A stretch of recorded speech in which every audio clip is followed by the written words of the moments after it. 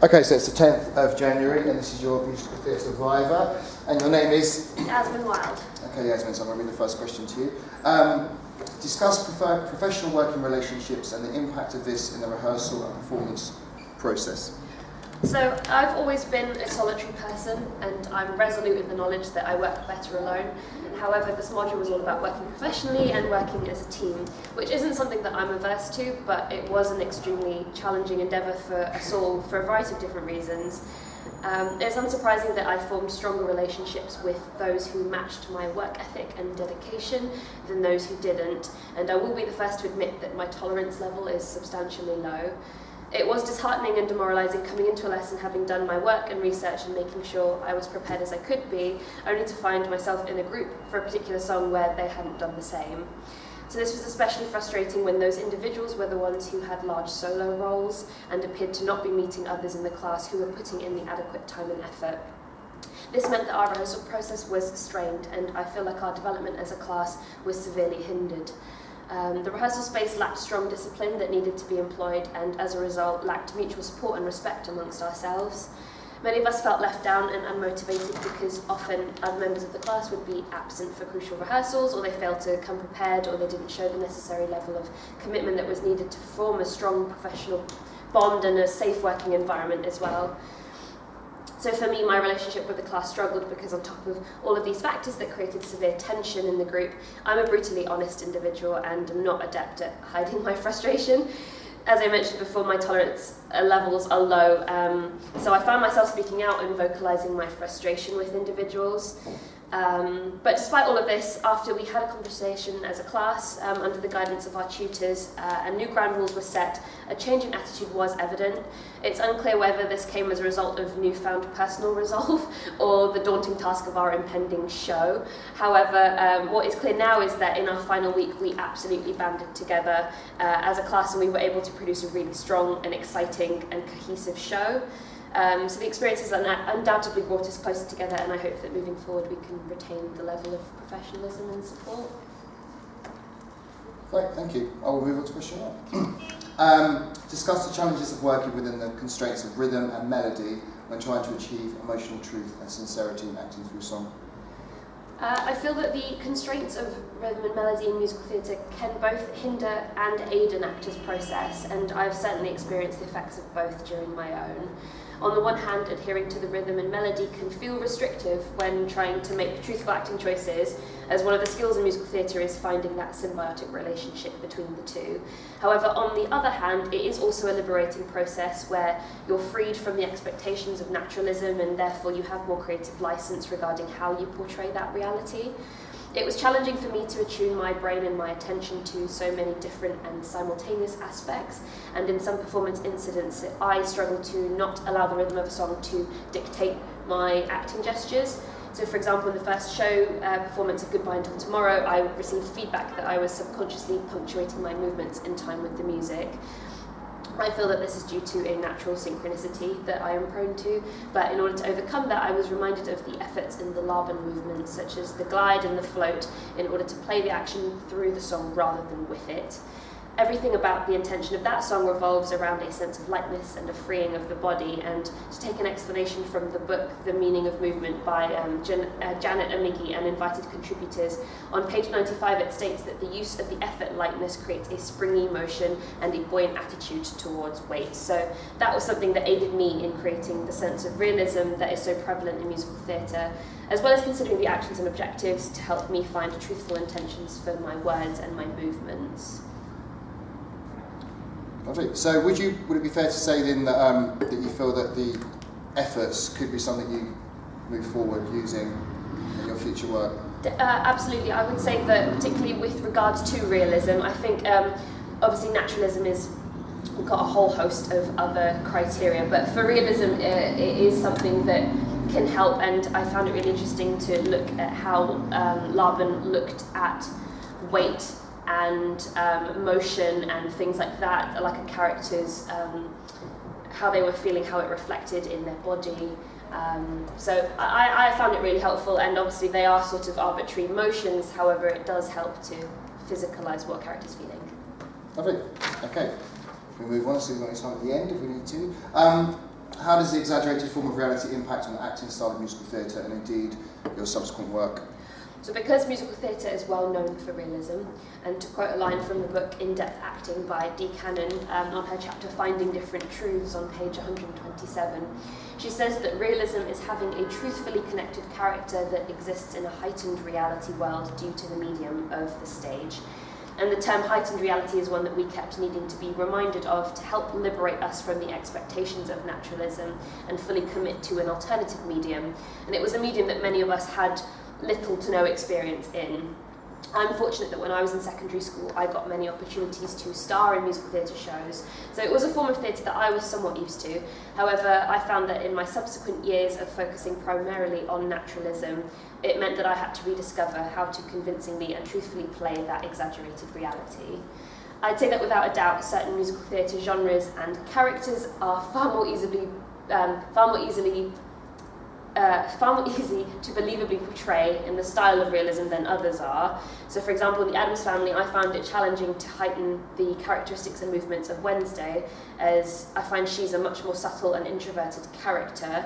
So often I was told to make my movements more defined and purposeful, and I had to be aware of my silhouettes, which were all tactics that resembled that of the musical comedy era. So I found that doing the research on that when we had to do the essay helped inform my practice in that regard. Often to an actor, finding truth in an exaggerated form of acting is difficult and it feels unnatural. However, it is essential for musical theatre work. Therefore, I found it helpful to understand the context of each song and explore the journey that takes place. Another exercise that aided my practice was Patsy Rodenberg's notion of the 3 circles of energies, and these were referenced to a lot throughout the rehearsal process. A lot of the nature of realism is performed using the 3rd circle, and she states in one of the classes she was giving at the Howard Studios in New York City that the 3rd circle is a generalized energy that's pushed out, and she describes it as an energy of the future. Often it can be seen as demonstrative and it can appear contrived, as this isn't like typically an energy that people display on a day-to-day basis, but it is a helpful performance tool, particularly in the context of performing a song to an audience, so that was really helpful to bear in mind. In the performance, I feel strongly that I was able to embrace the needs and the requirements of a musical theatre show, and I was able to do so because I had done the necessary training and the rehearsal, and I was confident in what I was doing. All that was left for me was to just apply that training and confidence in a focused and committed manner, and I feel pleased with the outcome. Can you just be a little bit more specific about when you say training? Can you refer to anything specific that you thought was pertinent to your performance? Yeah, well, I think before we obviously started getting given the numbers and going through choreography, you used a lot of exercises to help attune our brain into synchronizing spoken word and alternative movements, and that was something that I hadn't explored for many years, so it was definitely helpful to help get my mind back and my body reverting it back to that sort of sense of flexibility and adaptability and synchronicity as well. So I think that the training sort of prior to when we were given the numbers definitely aided that. So any specific singing technique or movement technique that you can refer to? I can't remember what it's called, but the one where we had a string of steps and movements, and then we did the numbers on top of that and sort of repeated those and changing the time, because I do like to think that I'm quite a rhythmically adept person, but definitely doing 2 different rhythms at one time was challenging, but I found that I was able to ease into that a lot more afterwards. Lovely, that was into disciplinary movement section.